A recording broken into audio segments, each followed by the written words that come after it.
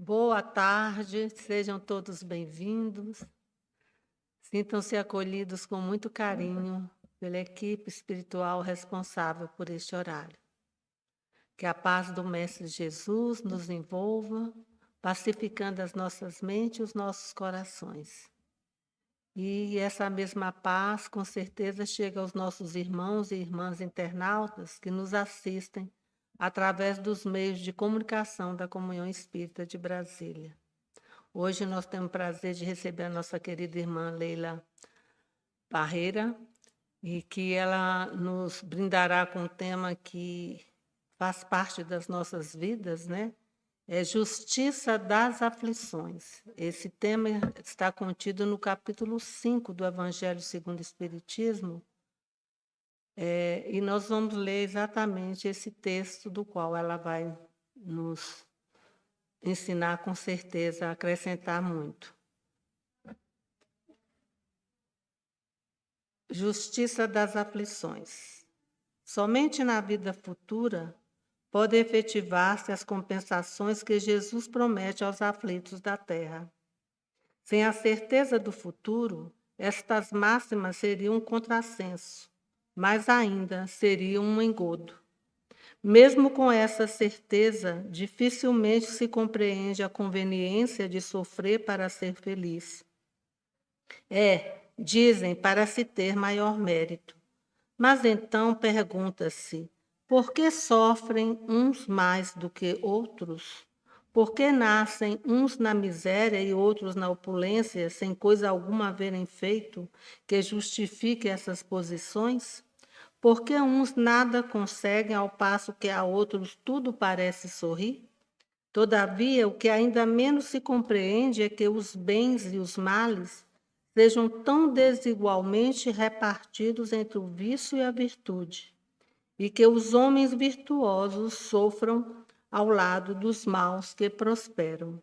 A fé no futuro pode consolar e infundir paciência, mas não explica essas anomalias que parecem desmentir a justiça de Deus. Entretanto, desde que admita a existência de Deus, ninguém o pode conceber sem o infinito das perfeições. Ele necessariamente tem todo o poder, toda a justiça, toda a bondade, sem o que não seria Deus. Se é soberanamente bom e justo, não pode agir caprichosamente nem com parcialidade. Logo, as vicissitudes da vida derivam de uma causa, e pois que Deus é justo, justa há de ser essa causa. Isso, o de que cada um deve bem compenetrar-se, por meio dos ensinos de Jesus, Deus pôs os homens na direção dessa causa e hoje, julgando-os suficientemente maduros para compreendê-la, lhes revela completamente a aludida causa por meio do Espiritismo, isto é, pela palavra dos Espíritos. E assim, meus irmãos e irmãs, neste momento, elevemos o nosso pensamento, trazendo à nossa tela mental a doce e meiga figura de Jesus, olhando para cada um de nós, nos dizendo que tenhamos confiança e esperança, que tudo passa. Ele está sempre presente em nossas vidas, nos inspirando e nos intuindo. Mestre Jesus, só temos a dizer gratidão pela tua presença em nossas vidas. Sê conosco, Senhor, hoje e sempre. E pedimos a Bezerra de Menezes, mentor desta casa, e à equipe espiritual responsável por este horário, que inspire e intue a nossa irmã Leila, que está com a palavra. Que assim seja.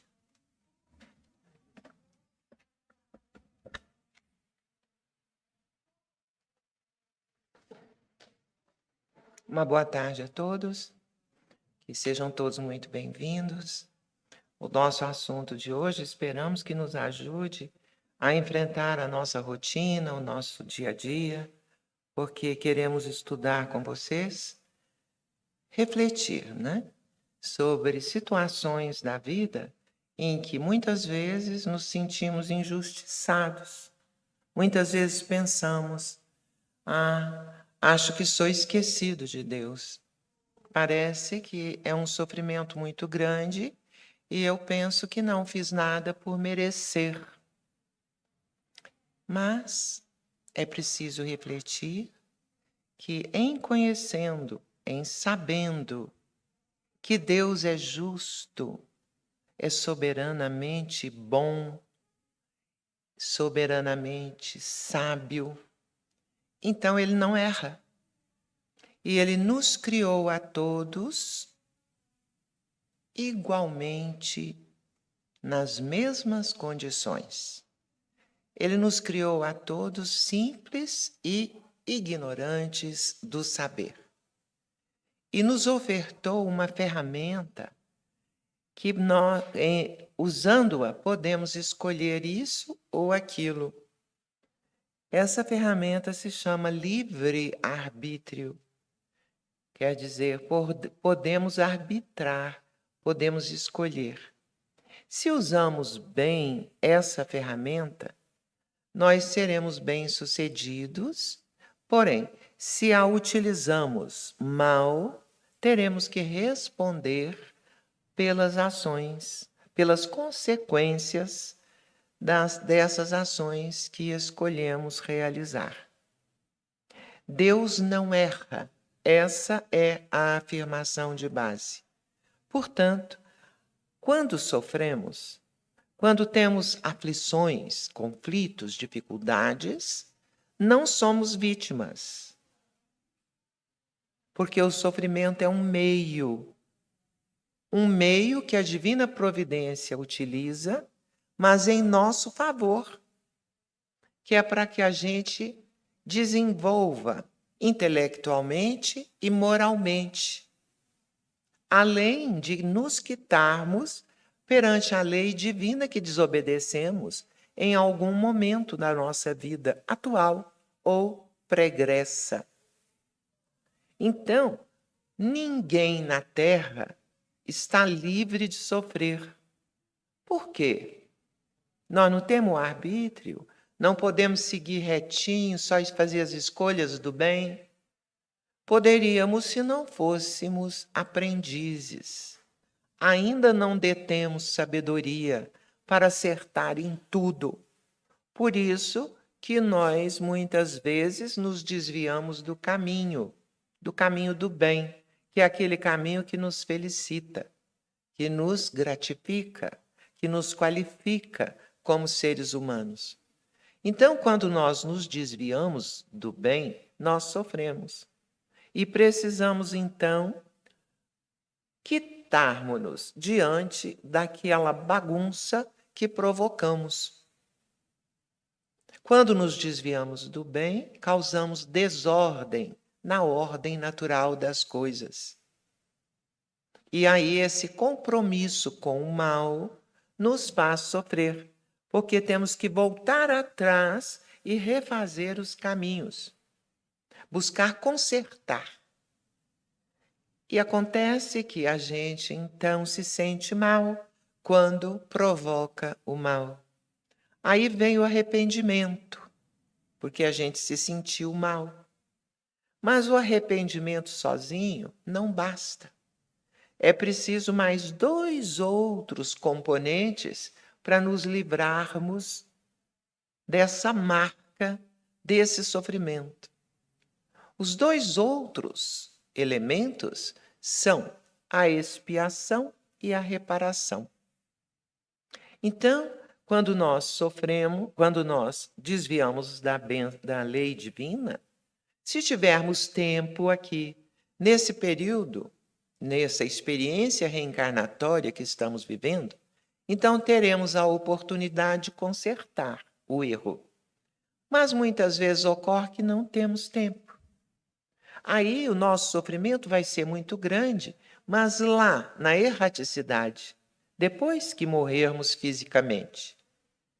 E aí a gente vai refletir, quando estivermos na outra dimensão, o mal que fizemos, o desvio, todas as consequências que causamos, mas a pior delas foi para nós mesmos.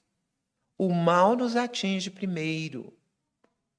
Aí nós criamos um propósito novo, de retornarmos à experiência carnal e consertarmos aquilo em que erramos.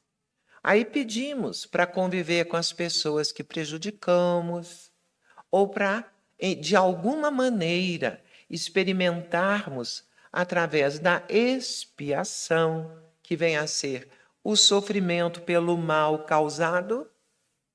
Então, pela expiação, nós vamos diluindo aquela marca negativa em nossa essência.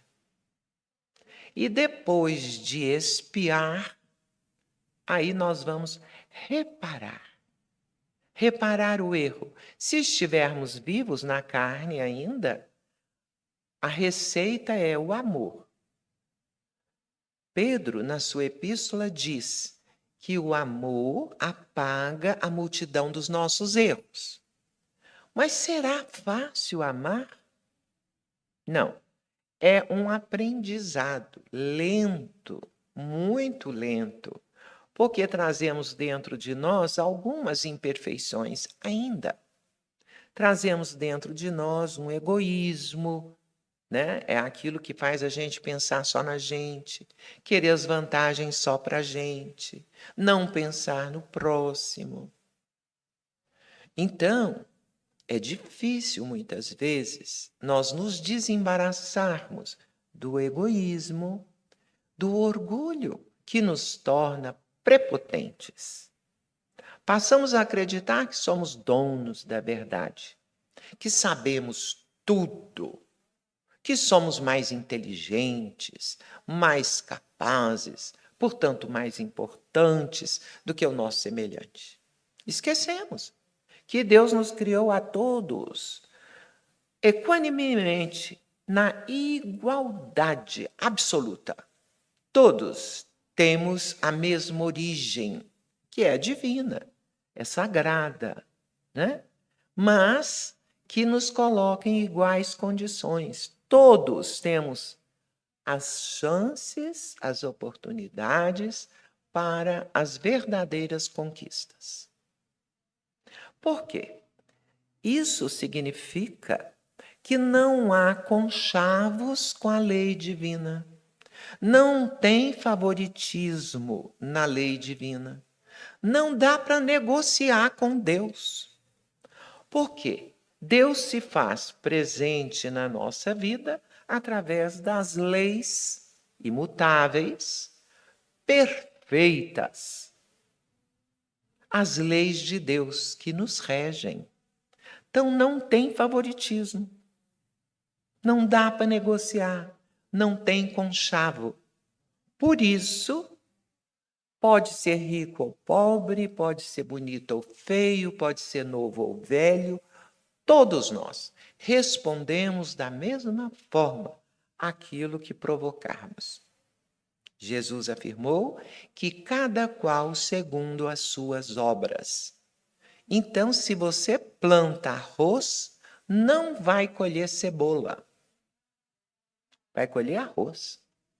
Então, dependendo de como a gente alcança o discernimento, dependendo das nossas conquistas intelectuais e morais, nós vamos caminhando com mais agilidade em nossa jornada pela vida. Por isso, Allan Kardec, o codificador da doutrina espírita, que é o cristianismo redivivo, o cristianismo moderno dos dias de hoje, vem pontuando para nós a importância do conhecimento. Ele dizia: irmãos, amai-vos. Esse é o primeiro ensinamento. Quer dizer, essa parte do sentimento, da emoção, vale mais, pesa mais do que o saber, do que o conhecer. Mas em seguida ele diz: o primeiro ensinamento é amai-vos. O segundo, instruí-vos. Porque precisamos dilatar o nosso entendimento. Não ficar só naquilo que a gente já considerou bastante. Por quê? Porque o ser humano é um projeto infinito. Jesus começou como nós, como aprendiz, e chegou a patamar elevadíssimo de puro espírito, arcanjo. E ele é o guia e o modelo dessa humanidade. Ele é para ser seguido, porque é o nosso modelo. Nós temos que nos espelhar nele, que nos ensinou passo a passo que devemos observar em nossa caminhada evolutiva. A meta e o propósito da nossa existência é a evolução. Evolução que não pode ser terceirizada. Evolução é um trabalho gigantesco que precisamos abraçar e tomar as rédeas com muita firmeza e perseverança. Porque vivemos num mundo de muitas ilusões, de muitos chamamentos que nos fazem desviar do propósito. Então é preciso considerar que, sendo Jesus o nosso guia e nosso modelo, ele que aceitou apenas um título, ele não quis ser rei, ele não quis ensinar os cientistas e as mentes brilhantes a descobrir isso ou aquilo para facilitar a vida humana, não. Ele veio como mestre, como professor. Ele aceitou o título de mestre para ensinar a todos nós. Como é que a gente vai poder voltar à nossa origem, ao Pai? Que lá no Pai, no Criador, está a fonte de toda a felicidade, a plenitude, a completude humana. Ele que nos criou a sua imagem e semelhança, espera de nós esse esforço e essa compreensão. Mas para isso não dá para realizar deitadinho no sofá, quietinho. Não faço mal a ninguém, não perturbo a vida de ninguém, estou no meu canto. Isso basta para a gente garantir o nosso lugarzinho no plano espiritual superior? Não, não basta. Allan Kardec faz essa pergunta aos espíritos codificadores. Se a pessoa não faz mal nenhum, ela está garantida no plano espiritual? Não, foi a resposta. Porque todo bem que você deixar de fazer, podendo fazer, você está se comprometendo com o mal consequente da falta do bem que você deixou de realizar. Então é preciso estar atento para essa realidade. Nada de conformismo, nada de vitimismo, nada de aquietação. Vamos nos indignar com a injustiça, porque amamos a justiça. Vamos nos esforçar para alcançar os frutos do Espírito que vão fazer brilhar a nossa luz, acolhendo os dizeres de Jesus, que brilhe a vossa luz. Ele nos chamou de luz, porque somos de fato luz. Todos nós podemos brilhar, fazer brilhar a inteligência, que é um talento que nos foi conferido por Deus. Desde sempre, desde a pré-história, nós temos caminhado, e se observarmos as obras humanas, podemos perceber o alcance dessa inteligência maravilhosa. De fato, o ser humano é obra-prima do Criador, e ele nos conhece pelo nome. E não nos fez repetir em ninguém. São trilhões e trilhões e trilhões de seres humanos que habitam esse orbe e passaram por ele. E não há nenhum igualzinho ao outro. É impressionante. Então é preciso considerar que a providência divina olha por nós e nos oferece, se erramos, oportunidades de reajuste. Então, quando a gente pensa, nesse mundo que nós observamos, há tantas diferenças. Há, por exemplo, pessoas que aparentemente são maldosas, mas que têm uma vida boa, né? Parece que estão progredindo, mas isso não isenta a pessoa da prestação de contas. Aparentemente está assim, mas é porque a nossa visão é imediatista. Nós esquecemos do futuro, que a vida não acaba, que continua no plano espiritual. E aquele que foi corrupto pagará pela corrupção cometida. Aquele que foi orgulhoso terá que enfrentar o resultado do orgulho praticado. Aquele que foi egoísta ou ganancioso, igualmente. Todos os vícios e paixões baixas são como compromissos com o mal, nos farão sofrer aqui ou lá na outra dimensão. E um dia vamos cansar de sofrer e cansar de perpetrar pelos caminhos da ignorância. Leon Denis, um contemporâneo de Allan Kardec, no seu livro Do Destino e da Dor, como é que chama? Então, do ser, do destino e da dor, ele diz que a ignorância é a raiz de todos os males. E é verdade. Quando a gente não reflete sobre o que a gente escolheu fazer ou ser, então a gente está dentro do esquema da ignorância. É preciso ter e cultivar lucidez para acertarmos mais.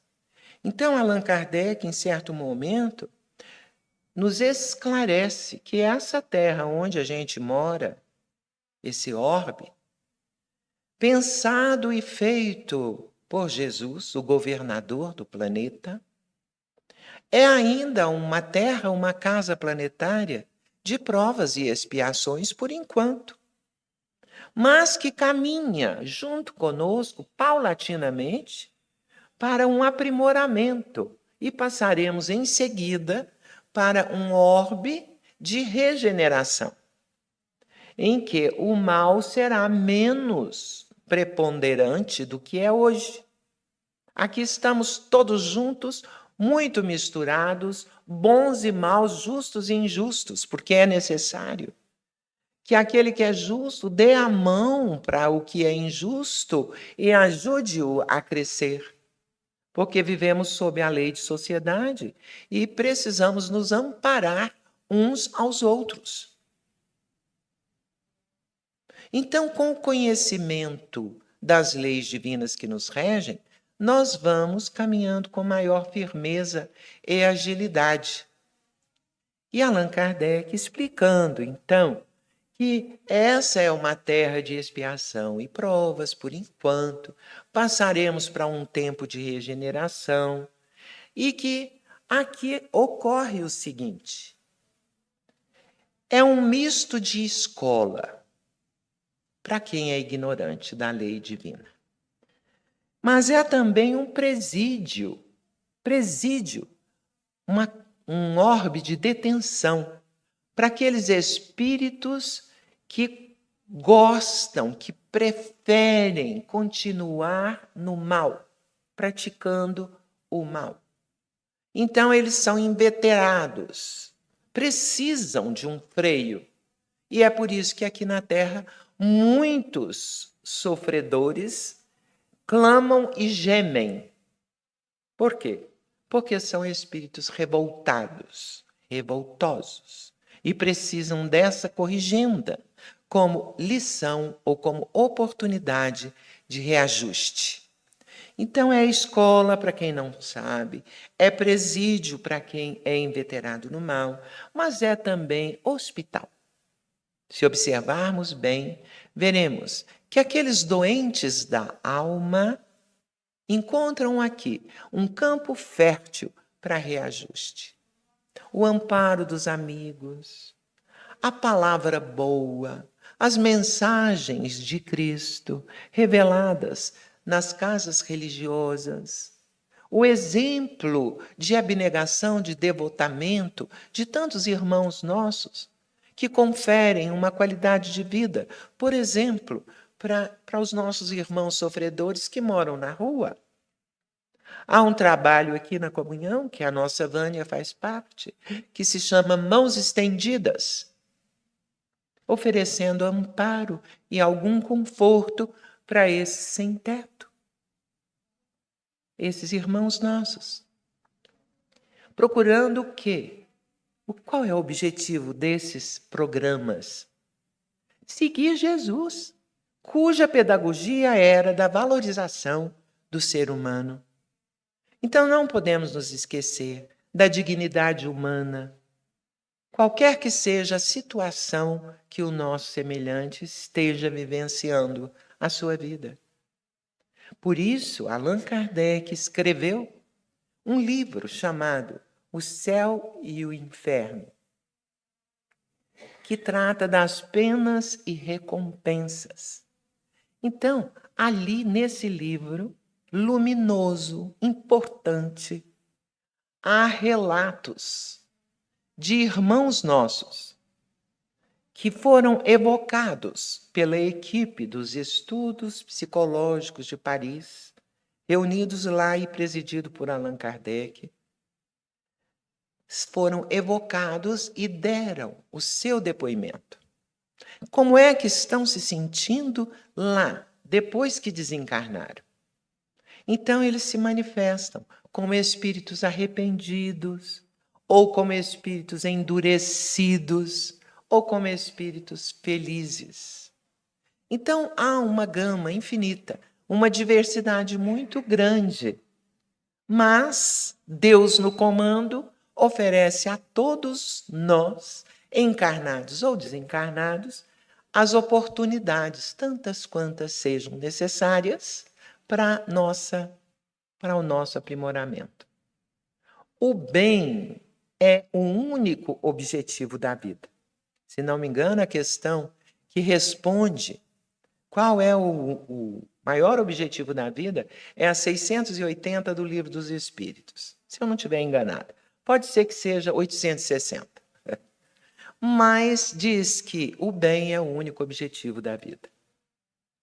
Né? Então é preciso atenção nesse sentido. Praticar o bem conosco mesmo, que nós somos a primeira tarefa. O nosso dever primeiro é iluminar o nosso íntimo, a nossa consciência. Porque ninguém pode dar o que não tem. Se eu quero favorecer um semelhante, eu preciso ser autêntico, compreender a vida, buscar o significado da oportunidade maravilhosa que estou tendo de conviver e aproveitar essa oportunidade para transformá-la em algo harmonioso. A nossa fala é instrumento.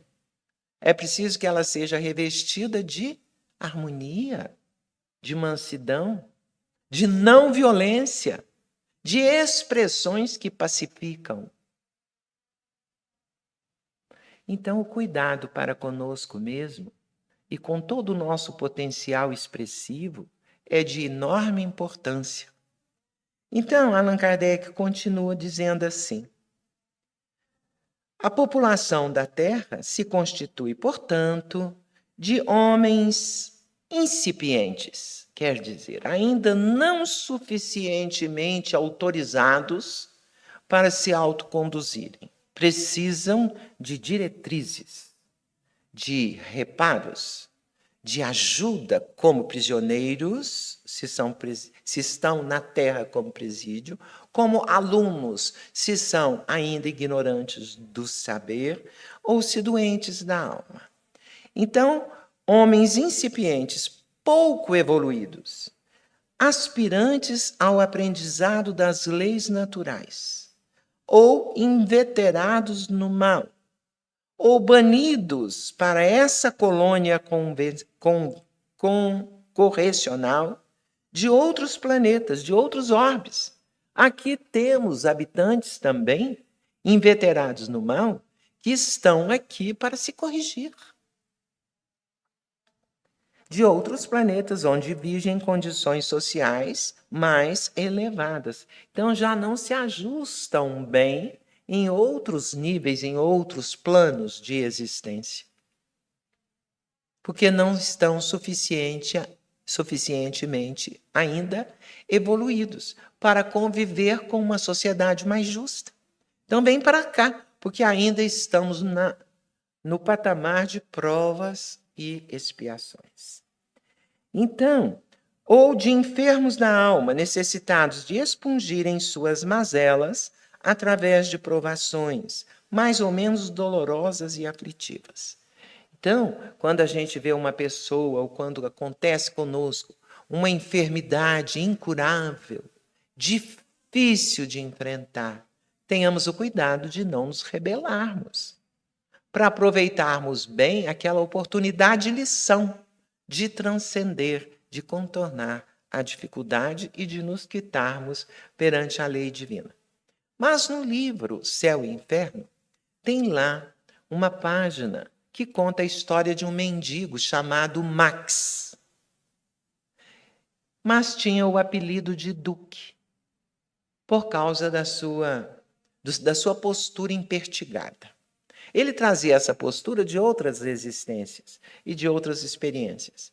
Mas dessa vez, na reencarnação, ele conseguiu os objetivos planejados. Ele tinha visto lá no plano espiritual quanto ele tinha sido bobo, perdulário, quanto ele tinha desprezado as oportunidades que a vida lhe dera. Ele estava numa boa situação social, não passava fome, não tinha dificuldades maiores, mas desperdiçou todas as chances de fazer o bem. Maltratava os criados, subestimava os outros, era orgulhoso e prepotente. Não fez bem a ninguém, nunca plantou uma árvore. Entregou toda a sua vida à jogatina e às ilusões da matéria, aos prazeres. Morreu cedo. Quando passou para o lado de lá, sentiu-se perseguido por todos aqueles que ele perseguiu enquanto na carne. Todos aqueles que ele demonstrou injustiça, maltrato. Então, o que aconteceu? Pediu para voltar, para retornar. E foi alertado que se ele pedisse perdão, aquelas caricatas, aqueles rostos que o condenavam lá na dimensão superior, iriam aos poucos desaparecendo. Ele pediu perdão a todos e planejou uma volta à Terra, em outros moldes, em outros padrões. Pediu para vir muito pobre, muito necessitado, para valorizar os bens da vida. E naquele castelo onde ele antigamente tinha sido dono, ele encontrou uma possibilidade de dormir na estrebaria. E lá uma criança, filha do dono atual do castelo, conversava com ele, sonhou com ele certa vez, e no sonho Max esclarece, agradecendo a ela que rezara por ele, que ele tinha sido esse esbanjador no passado, que agora, graças a Deus, ele tinha uma outra vida e não estava revoltado, e podia cumprir toda a trajetória planejada, e que ele agradecia a Deus essa oportunidade de mendigar ou de viver com os favores alheios e não se rebelar. Quando ele foi colhido, quando ele desencarnou dessa vez, ele encontrou paz, porque conseguiu quitar-se e rever toda a sua existência e imprimir um novo significado à vida. Então, eu recomendo que vocês leiam essa página. Chama-se Max, o Mendigo, no livro Céu e Inferno. Nós nos despedimos, agradecidos a todos pela atenção e pela oportunidade de estarmos juntos conversando sobre esse assunto. Que ninguém se sinta vítima ou desprezado por Deus, que é bondade infinita e é o nosso Pai de amor. Uma boa tarde a todos.